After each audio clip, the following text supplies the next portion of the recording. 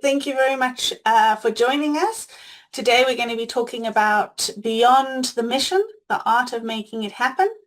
Um, and so I thought I would give you a little bit of a insight into who we are, since a lot of you have not had a connection with us in the past. So this is me, Michelle Davidson. I'm the Executive Director of Empowered Management Solutions, or EM Solutions. And I've worked in the nonprofit sector for more than 2 decades and counting, slowly, not too fast. My extensive experience lies in improving strategy, governance, sustainability. This is the conversation we just had around income generation and financial management. My passion is seeing nonprofits achieve their full potential and create a deep and lasting impact. I think our sector is such a crucial sector within our economy, and we have so much power to make a change, but often we're stuck with how we do things, the limitations within the organization itself. And so that's really, for me, the passion. How do I unlock that? How do I help you to be you, but better? So this is our organization. Our mission is to provide tailored consulting to for-purpose organizations, applying our holistic, which is quite important, integrated approach to unlock full potential. I think so often it is quite siloed when you look at consulting, and we try to look at it from a holistic point of view. We work with organizations that have been in transition, where it's potentially a growth period, ideally, and where what was working is no longer working. And we help boards, executive leadership, and the finance and operations team to unlock where the problems are and to identify those and help them to move forward to be optimal. So that leads us into our sort of core offering, which is this operational optimization. Often consulting services. I was at a M&E conference, breakfast yesterday, that looks at beneficiaries, and you look at outward. Are we making an impact? Are we making a change? Are we doing the best we can? Is what we're doing the best? But often you don't look internally to see, are we operating optimally? And that's really our core space. We look at the things that aren't working and try to help you to improve those. And so we do that in sort of three ways. We start with an analysis and map out your process. Within an organization, there's some key processes, right from core concept all the way through to donor delivery. That's a process. What is it? What does it look like? How do we understand it? How do we map it? And then we say, okay, right, how do we make that more efficient? What are the checklists and templates and tools and things like that we need to make that process as efficient as possible? And then we assist organizations in implementing those changes. And a key part of it is affecting behavioral change, because you can have a lovely process map and have all sorts of tools all sitting in a shared drive, and nobody ever takes ownership of them because there's no behavior change. There's no buy-in from the staff around how this should impact their lives. So that's also why we do these quarterly masterclasses. Today's one particularly, we're looking at the people and speaking to people and people change, and how do we work with the people, because it's people who actually do the work and make the change. And so implementation is very people focused. Right, so let's start there. Okay, this is today's presentation. Project implementation happens through the application of people time, utilizing resources and their skills. Okay, and I know that we try and fundraise a lot for these resources, for the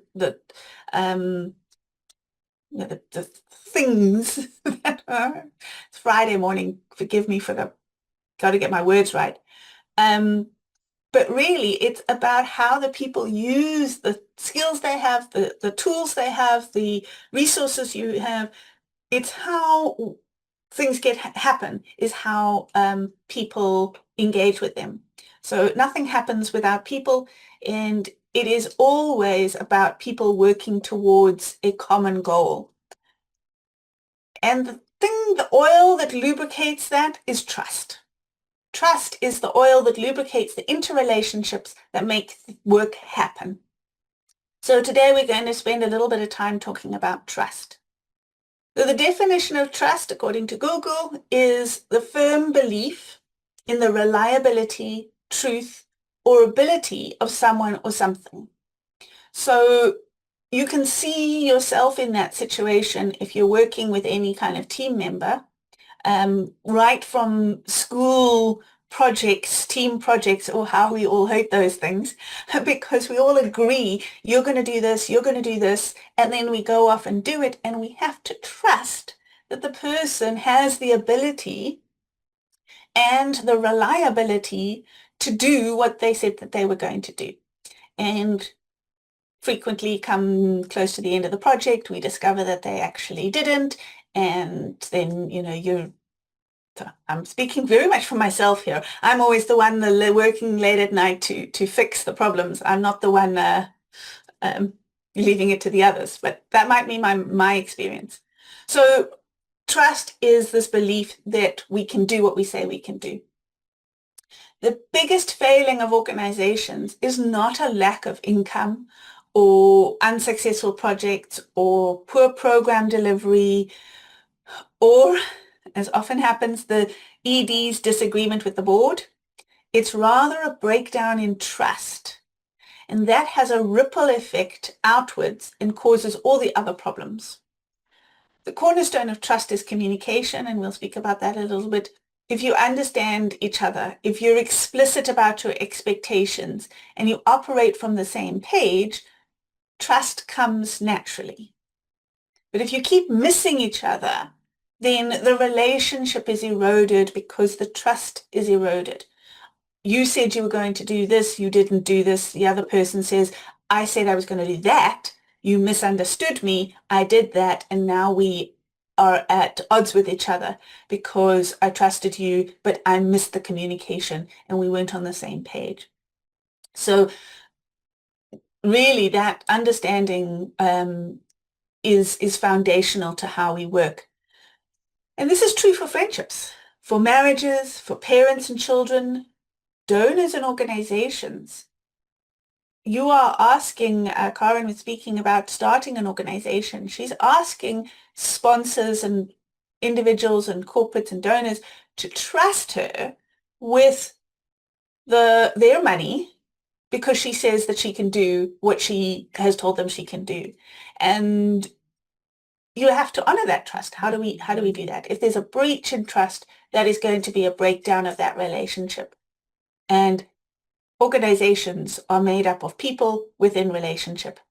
So trust is absolutely critical for functioning. Sorry, my light just went out.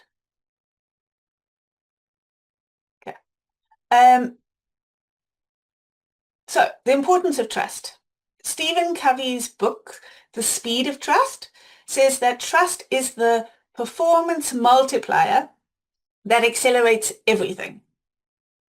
And what we have struggled with, particularly when we have things like remote work, is distance. We also have a focus on quick fixes these days. And you just open Facebook and you see the comments, there's a lack of respect, and all of that erodes trust. But trust is our performance multiplier. If you imagine a world where trust exists and trust is strong, then you have collaboration over competition. Difficult conversations can be held with curiosity. They're not judgment. You give people the benefit of the doubt, and so we can have communication and move forward. New members are welcomed with trust. There's a baseline starting point. You don't have to earn trust to that same degree because this is the culture we have. We have a culture of trust.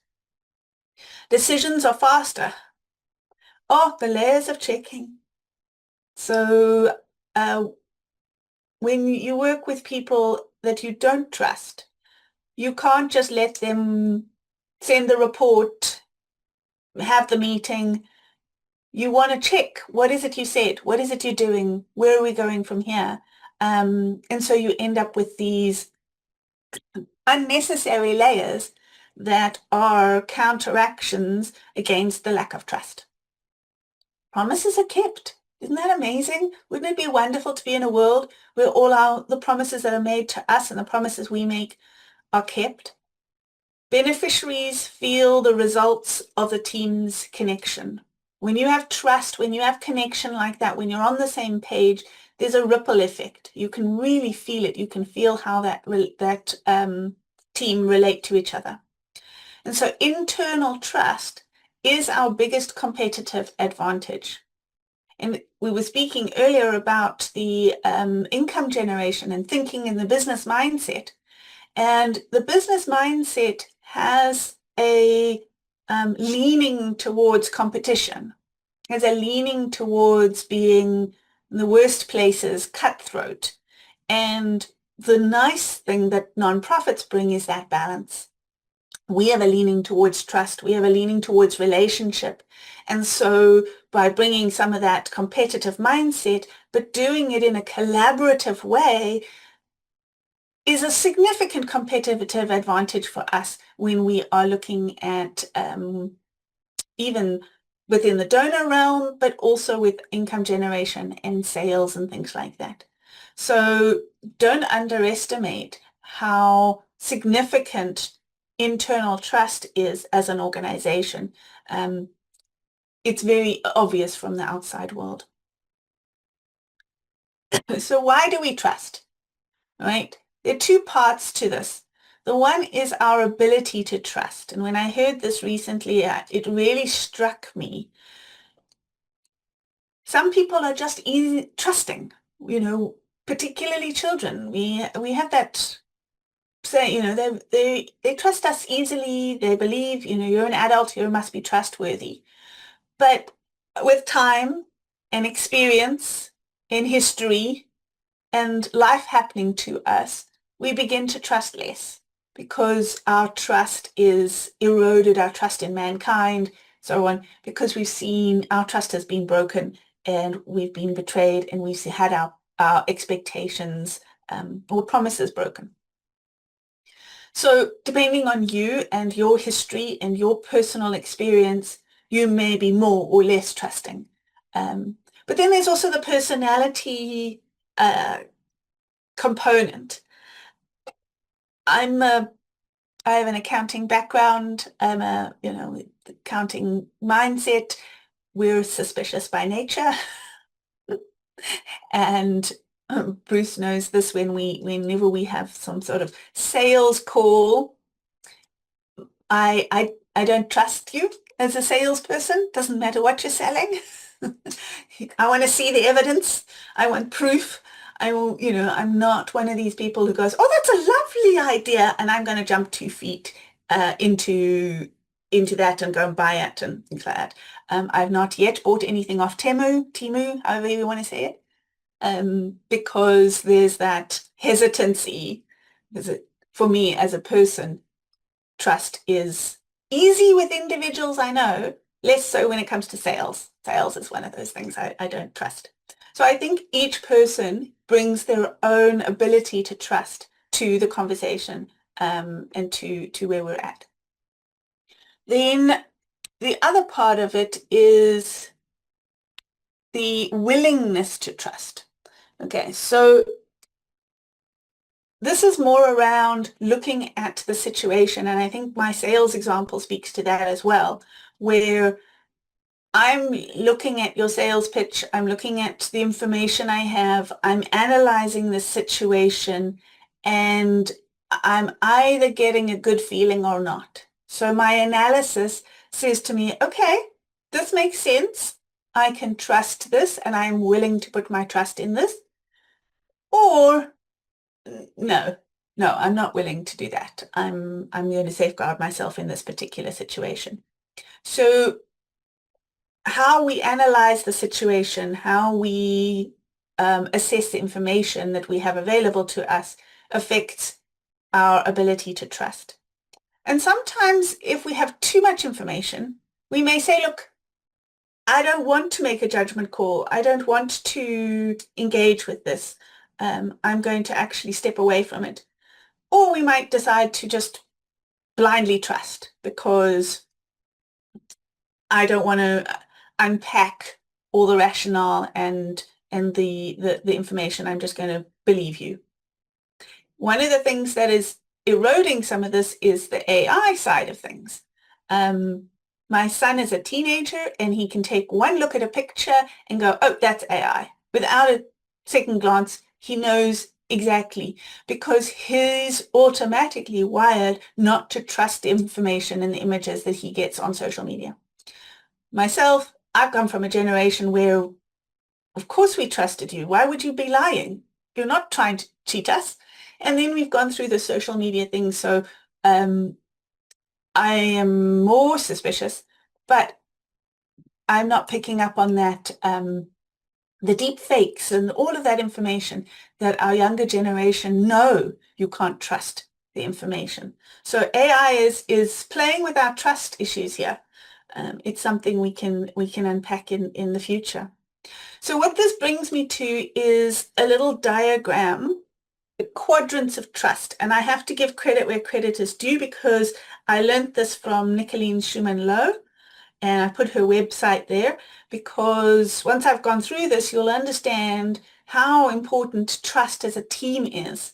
And she works with organizations and businesses to restore trust within a team and to deepen trust.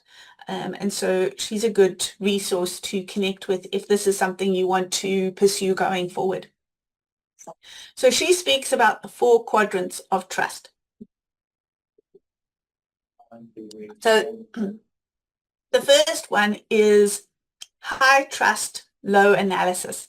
And this is basically what I was talking about a minute ago, where we have somebody who is basically gullible, blind trust. They completely trust you full in, but they don't really assess the information that you're telling them. You tell them the sky is orange, they just believe you because they believe everyone. Right, so that's the one side of things. The quadrant below that is low trust, low analysis. So they don't trust you. They are not going to jump in both feet, but they also don't really care to make an assessment of the situation. They're like, nope, not going to bother, not involved, checked out.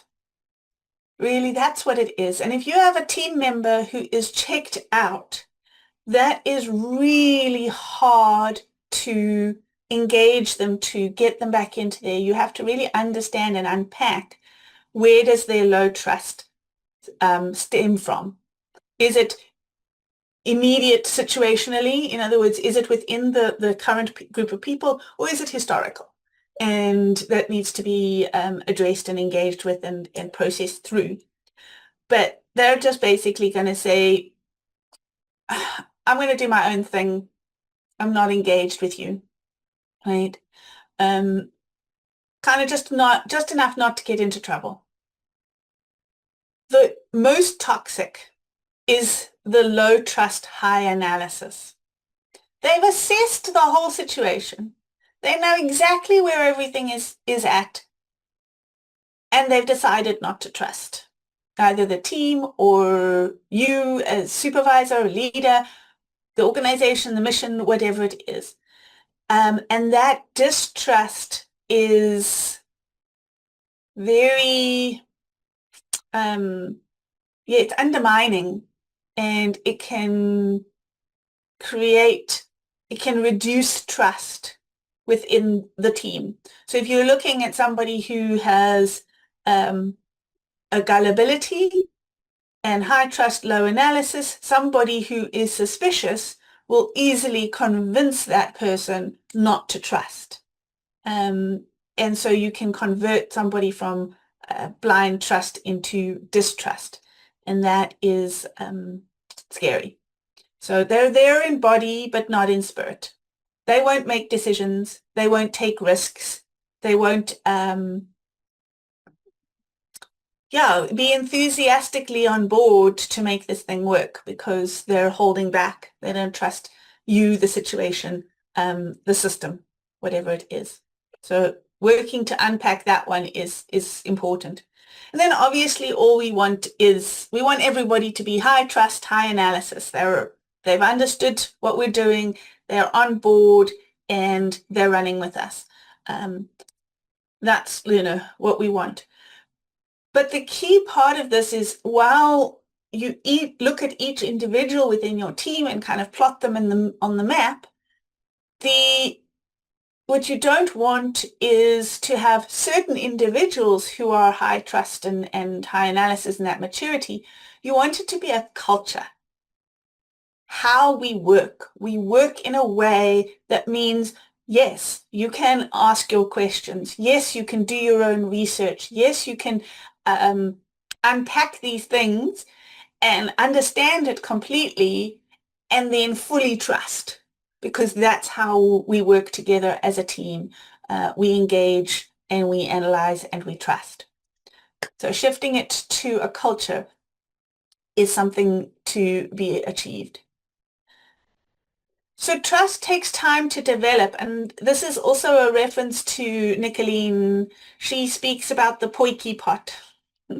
She says it's like a potjie pot where the flavors need to cook together, they need to build, you have layers, you have, don't stir the pot, right?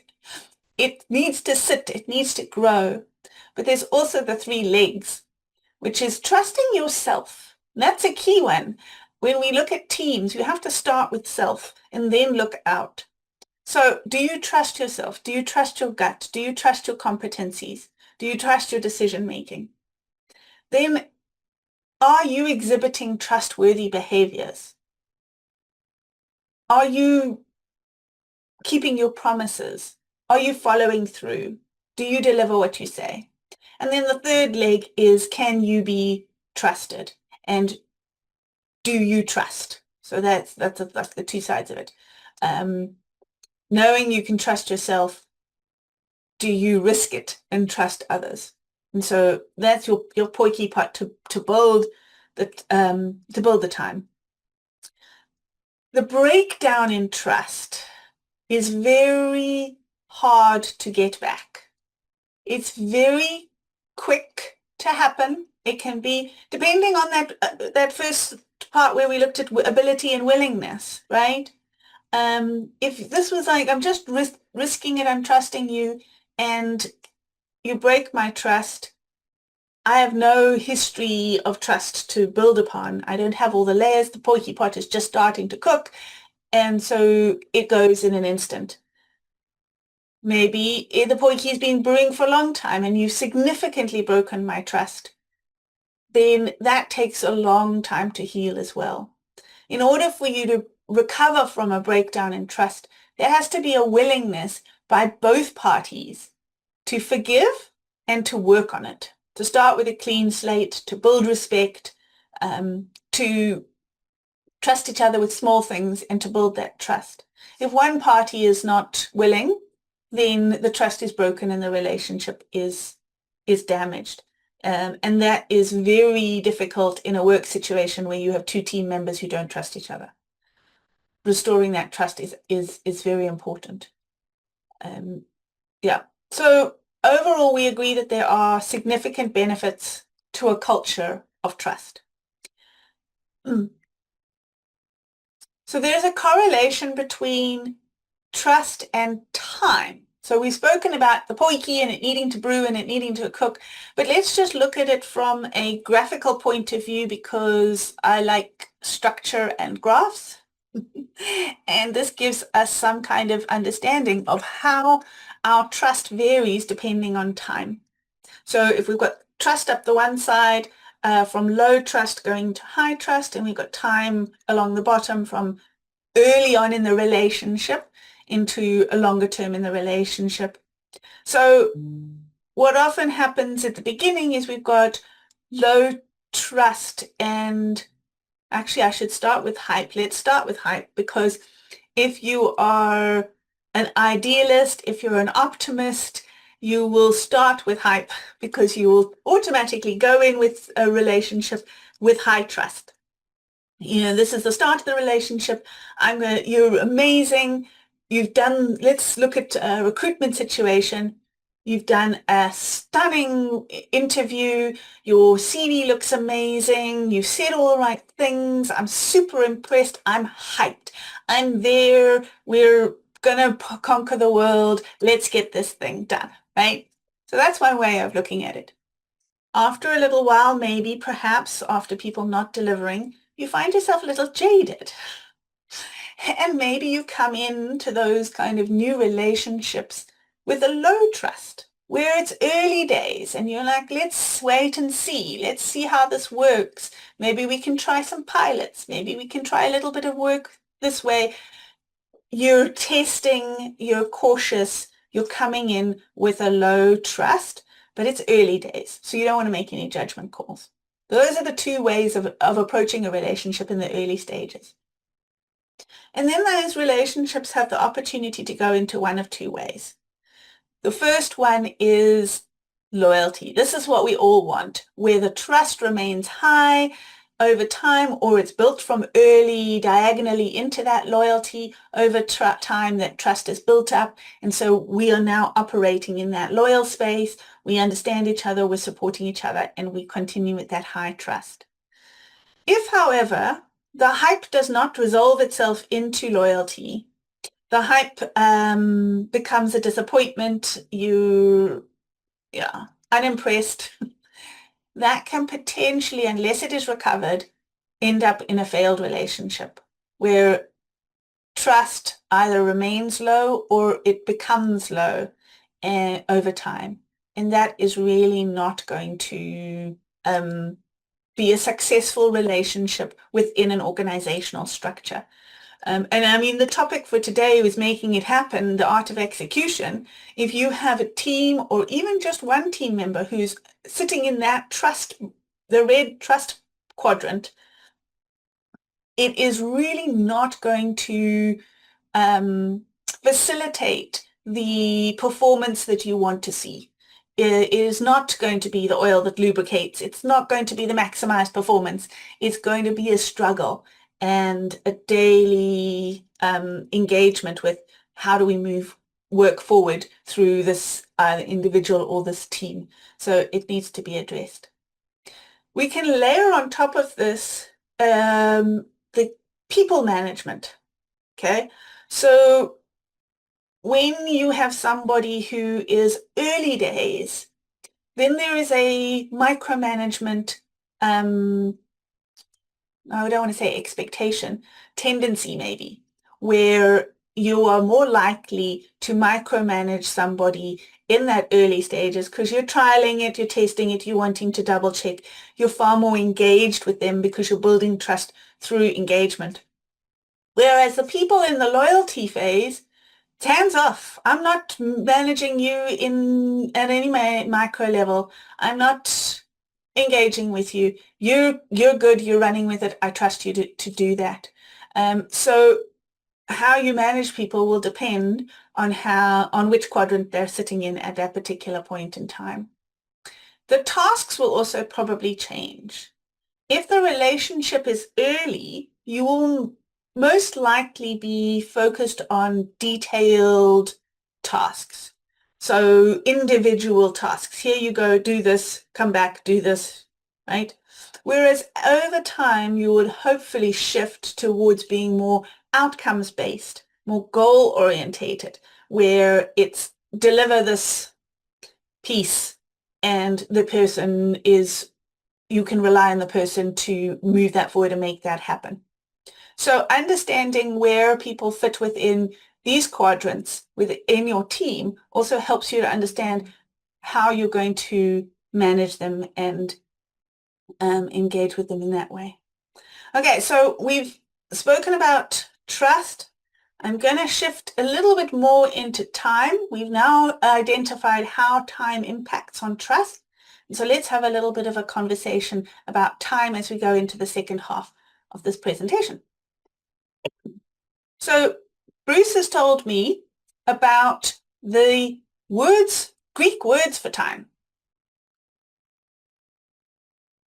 There are 4 words for time. Oh, I love our English. It is so complex and so many rules with exceptions to every single rule. However, we have lost so much from Greek and the Greek, the ancient Greek particularly, where they've got, I don't know how many words for love and multiple words for time. Really the nuance of what you're trying to communicate is being distilled into one word in English. And so it's really helpful sometimes to look at the complexity that Greek kind of gives to us to get to understand what we mean when we say time. So the first word is eon, not quite sure how you say it, which is looking at an eternity. And the example Bruce shared with me is this concept of an analogy of a library. So this really helps us to look at it. It's the library of books, right? It's the eternity. It is a collection of all the times. That's what an eon is. That's what we speak about when we are talking about eternity in the broader scheme of things. And sometimes that feels like our lifetime, right? Our lifetime is that eternity. It's the library collection of all of our personal books, our personal library. Then you have Chronos, which is really how we in our world understand time. It's a sequential time. It's the clock. It's the ticking things. It's the months. It's the passage of time. There's a chronological process to time, and that is the individual books. So we can see it's made up of minutes, and that make into hours, that make into days. Those are the books that is on the sequential Chronos. Then we have Hora, which is a season within our timeline. Chronos is actually quite nicely to look at it as a timeline, where it's a season, and that's a chapter in a book. It's only one chapter. It's a season. And for us, that's quite helpful when we're in a tough season to understand the passage of time and how time works. It's also interesting how, ancient cultures would really be focused on this concept of time because you're aware of the changing seasons, the climatological seasons, is that what you call it? Where what you do, we're planting, we're harvesting, is dependent on the seasons. So life has a rhythm based on those seasons. And I think just a little side note, in terms of well-being as an organization, understanding seasons is quite important. Building a rest and rhythm within the organization, whether you have home days or times out and things like that. Understanding seasons. I don't want to sidetrack too much. Okay. Kairos is a moment. It's a plot point within your story.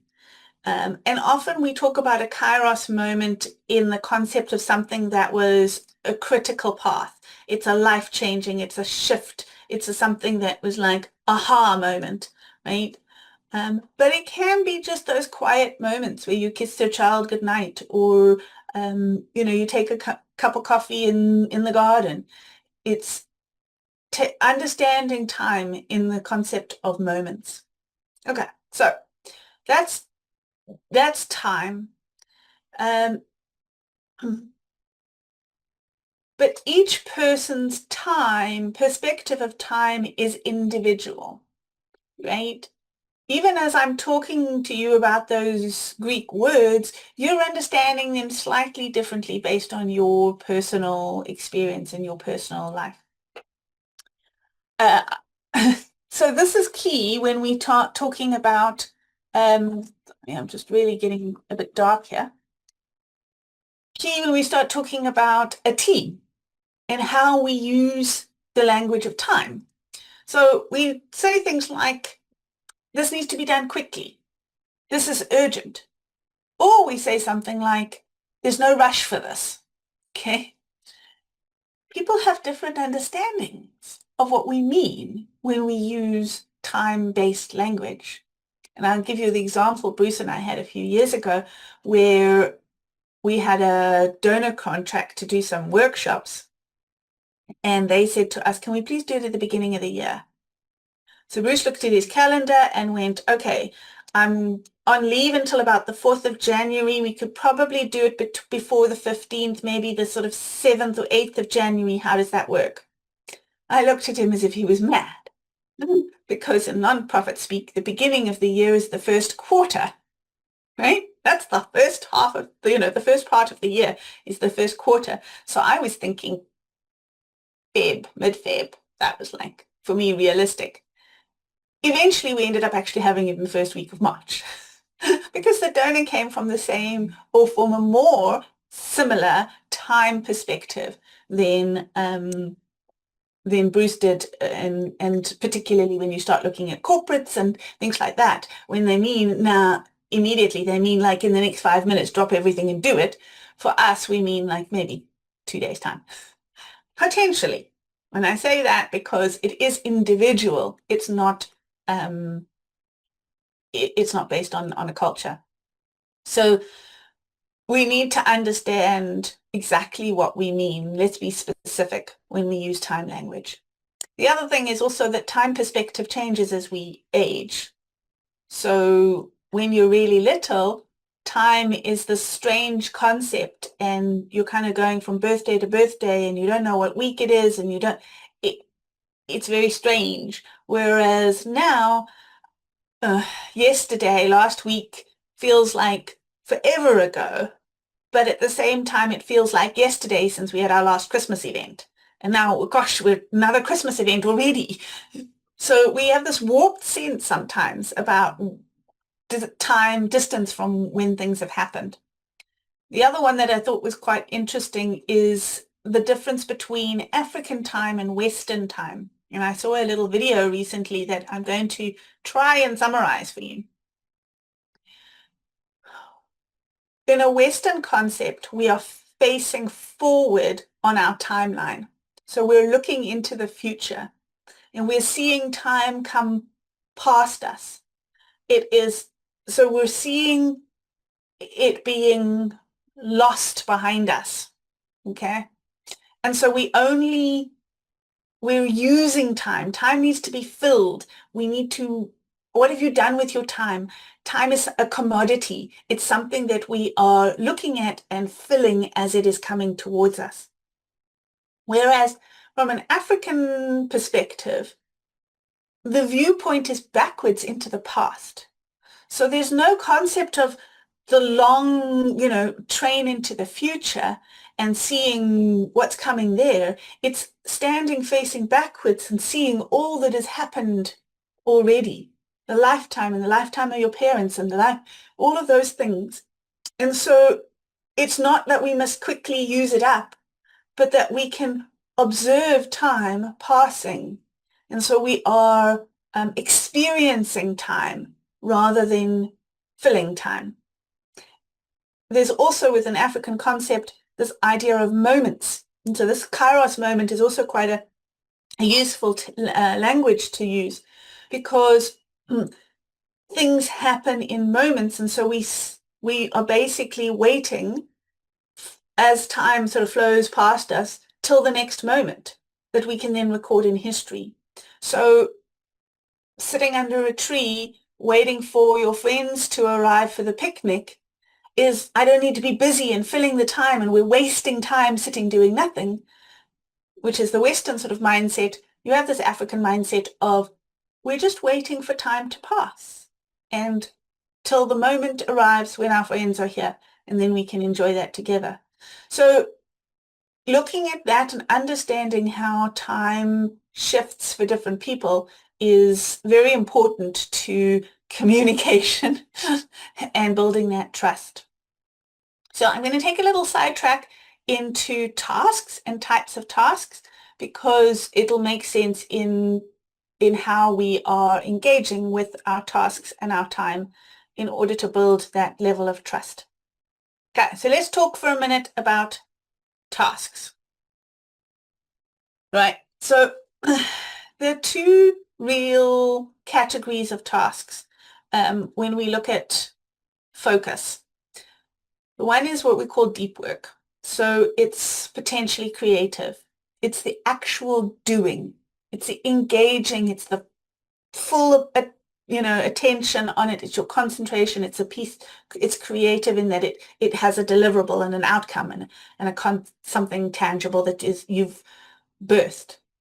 That kind of work, really, you can only focus on it for about an hour and a half at a time. And maximum for a person is about 4.5 hours in a day. Okay. But that takes practice. It takes skill. It takes exercise. For most of us, a work session is really 20 minutes. We can focus on something for 20 minutes. If any of you have heard of the Pomodoro technique, that's a 25-minute timer, then you take a 5-minute break, you do a 25 minutes of complete focus, 5-minute break, and so you get through the day like that, or at least a portion of the day, where you're allowing yourself to focus wholly for that short period of time, building that up to as much time as you can have available to do. And so we have to exercise our ability to do deep work because social media, the dopamine hits, it's unrelenting in our need for short. TikTok has made it even worse. So we're used to quick, fast engagement, need our attention shifted rapidly. So building up skills to learn how to actually focus for longer periods of time to do deep work is something that as a society we need to engage with. The idea of this is also to look at what time of day is best for you for deep work. Can you block it out? Can you engage with it? Are you a morning person? Are you an evening person? Because this type of focused work requires that level of energy and attention that we may find better times of day to actually be suitable for you to engage with it. Then the other type of work is shallow work. So meetings, emails, busy work that doesn't generate an output. It's just more to-dos. You have a meeting and you come away with a list of things you now need to do and you need to now find time to do. So the goal is to what we call drain the shallows. How do we reduce the amount of busy work that we need to do, the shallow work, so that we have more time for that deep work? And I think as you grow up the leadership ladder, you end up with more and more shallow work when there's an expectation that you should be delivering deeper work, but you're in meetings all day. So how do we focus on the deep work and have a break by doing shallow work? Because often what it is we start with our emails and then we take a break to do the deep work. But let's switch the paradigm so that we actually take intentional time to do the shallow work rather than it being an in-between and we getting messages popping up and we're distracted and we don't ever actually get into that focused work. So understanding that your team is dealing with these two types of tasks and engaging with what is the volume of each of those? What is the expected volume of each of those?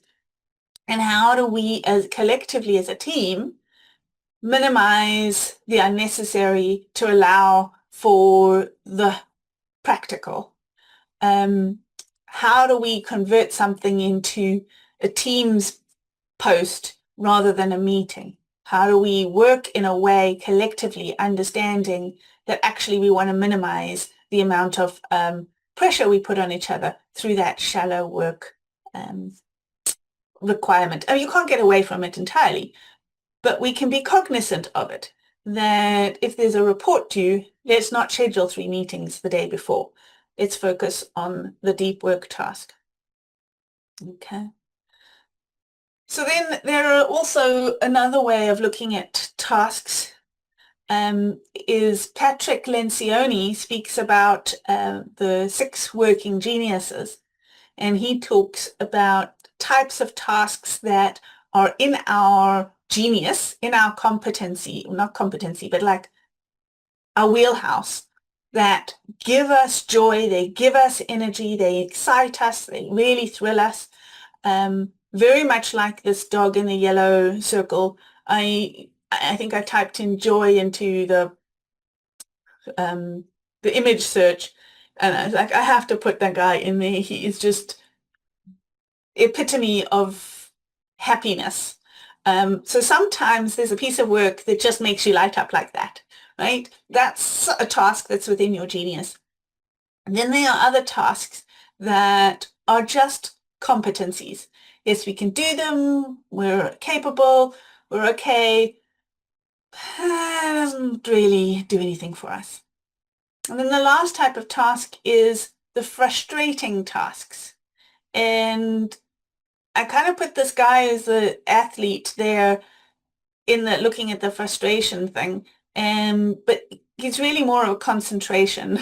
And then I'll get another group of people excited and thought, okay, these ones at the bottom are cheering him on to win the race.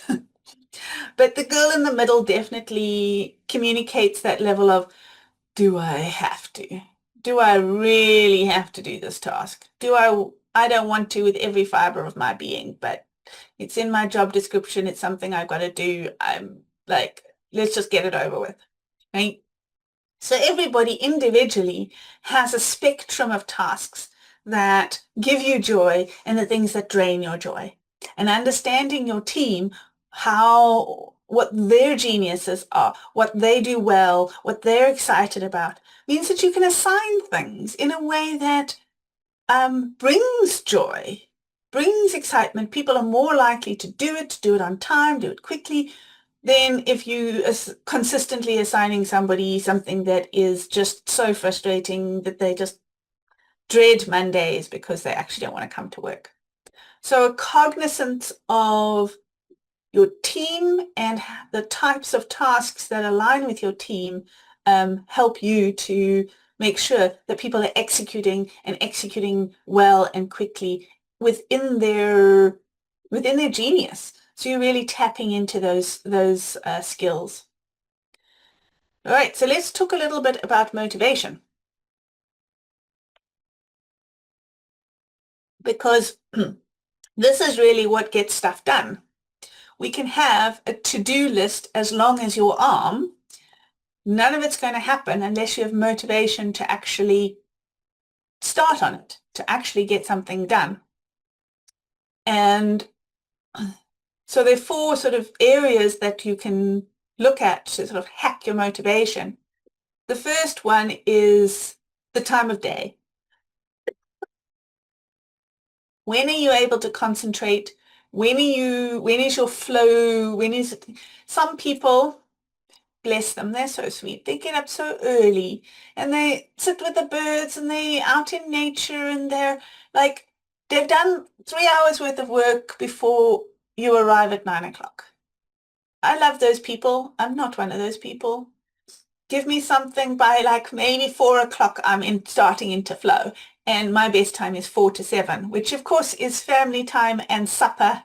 And, it's not very good time to be productive. I have a colleague who works 9 till 11 is about her best time at night. And so you wake up in the morning to all the things she's finished because that's for her the best time to concentrate. Also, she doesn't have interruptions because nobody's sending her emails at 9 at night.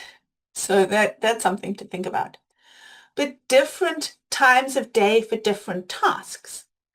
It's a waste of time for those early birds to get up and then spend 3 hours on their emails when they're at their most productive in terms of their concentration and focus.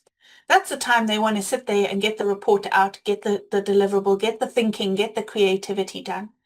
And then when everybody is around, we do a few emails to take a break from that. So understanding yourself and what tasks need to happen at what times of day, and understanding your team. So for me, the dip is after lunch. I think most of us have a dip after lunch where we really love to have a nap. Sometimes we can.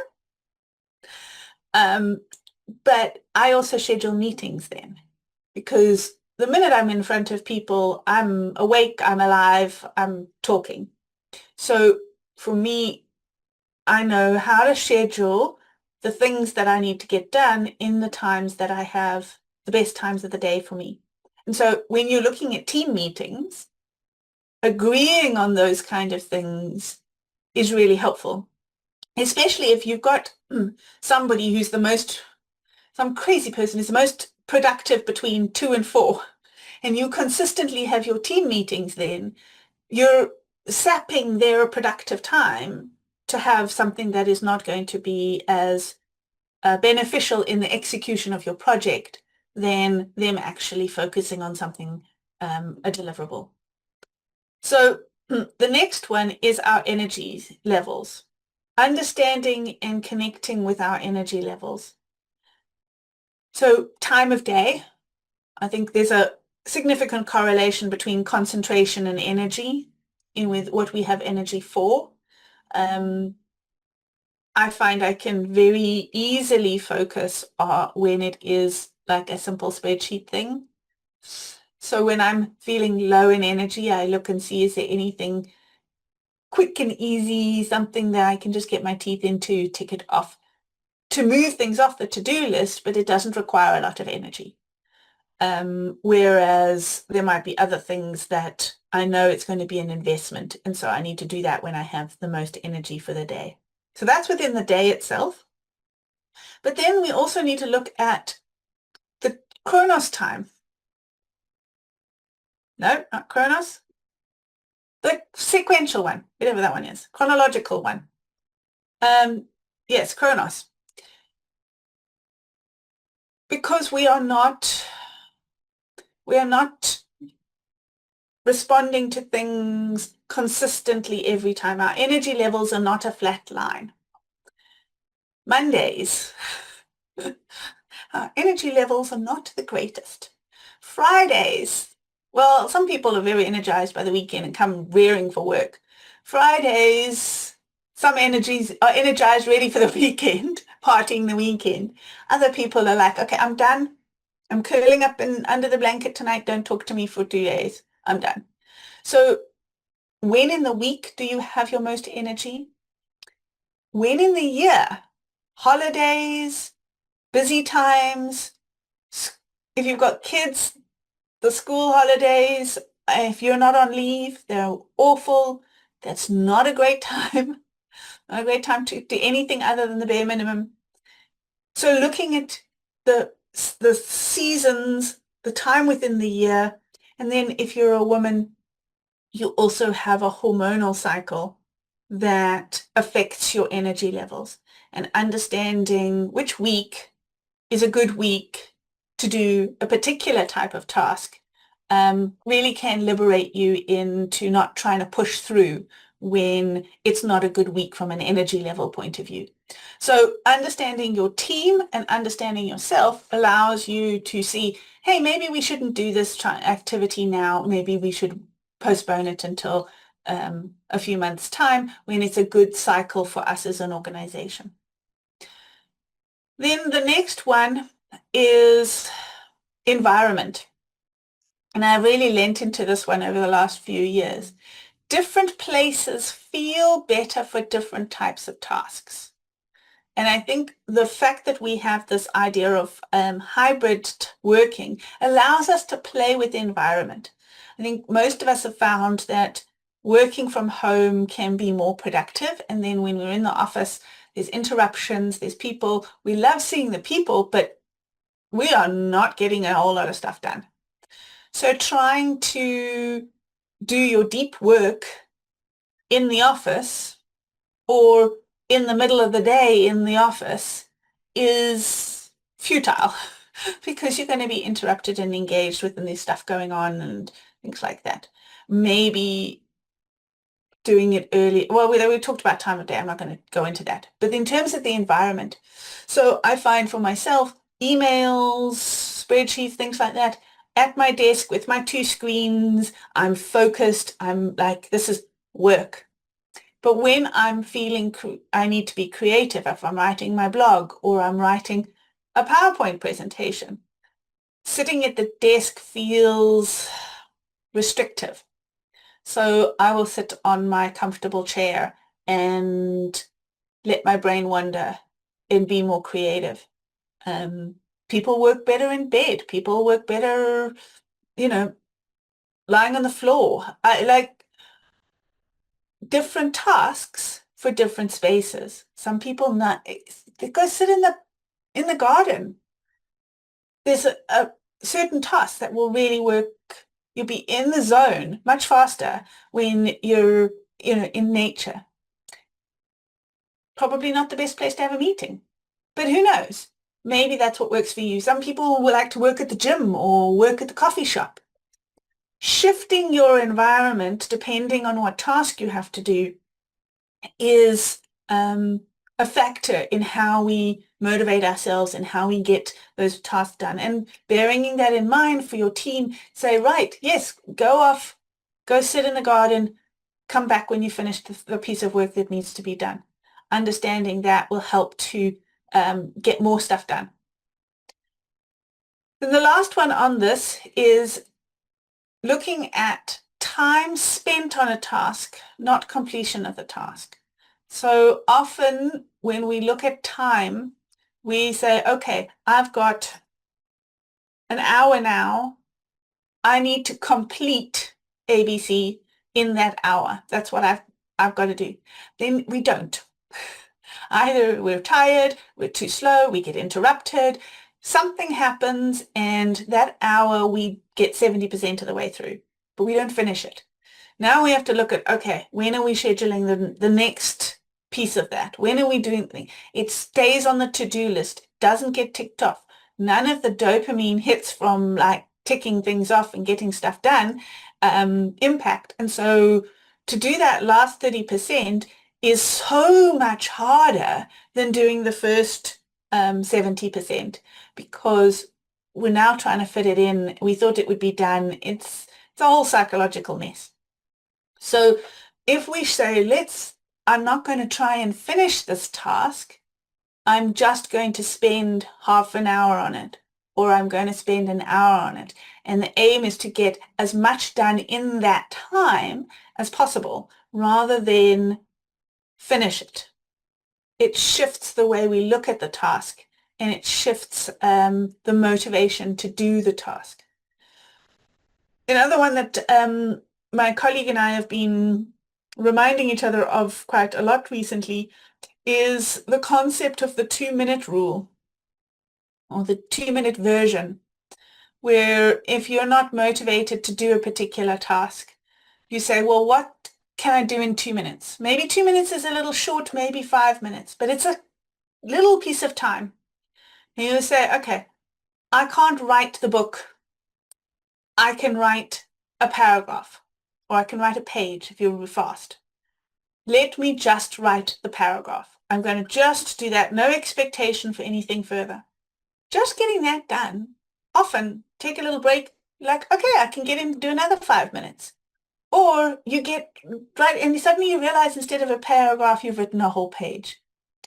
So shifting it from I need to do the thing to I just need to do 5 minutes on this thing helps us to get the ball rolling, and then it's much easier to push it down the hill. There's a science law about movement, and it's much harder to start something moving than keep it moving. I will Google the scientist who created the law at some point. but that helps with ourselves as well, doing some of the little things to get ourselves moving.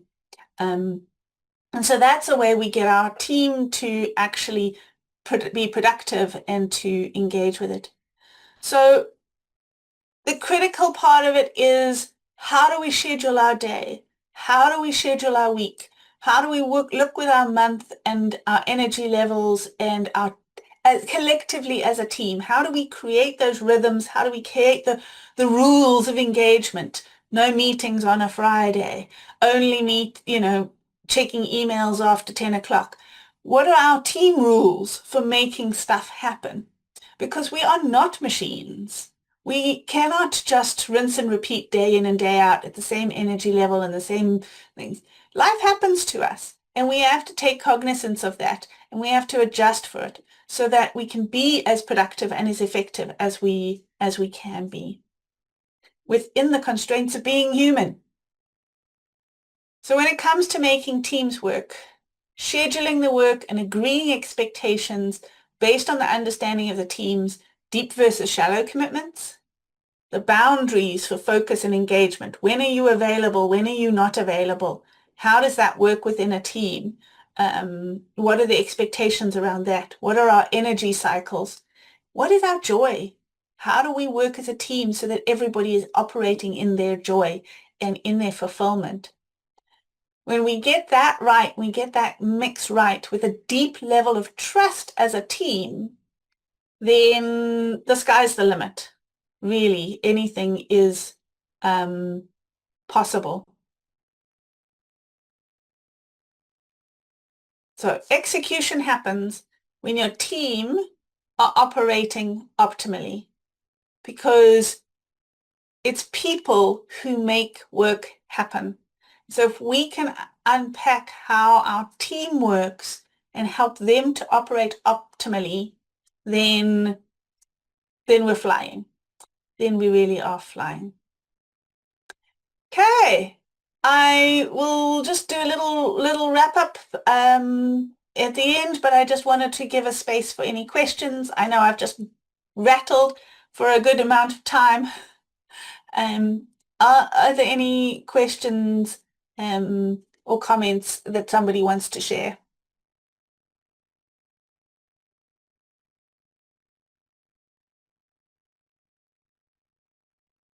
Who's going to be the brave first one? There's always has to be someone, and then there's a cascade.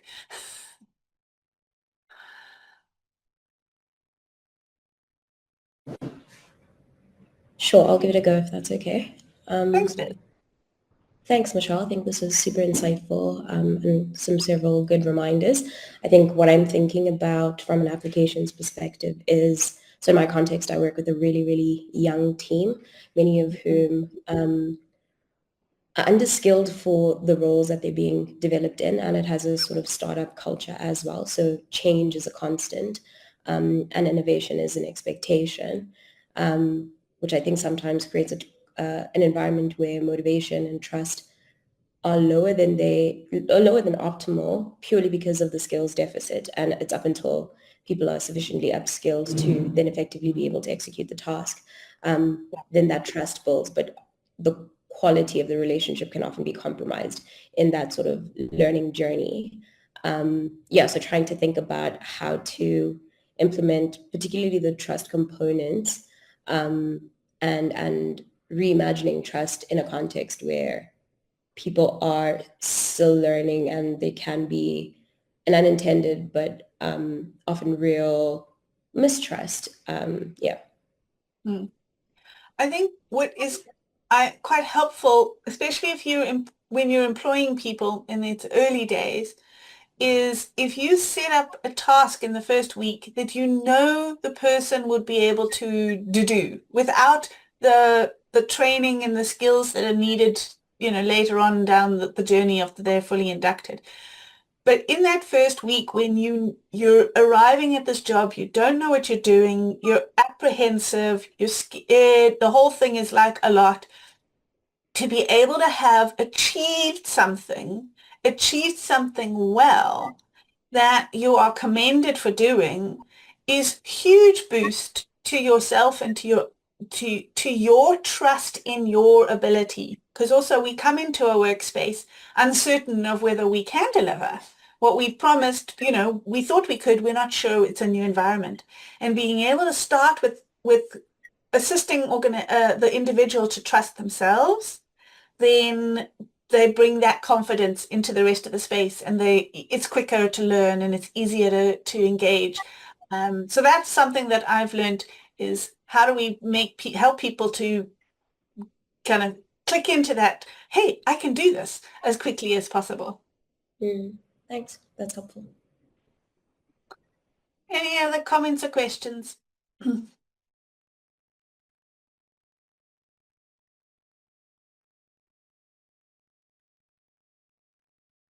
Okay, let me wrap up.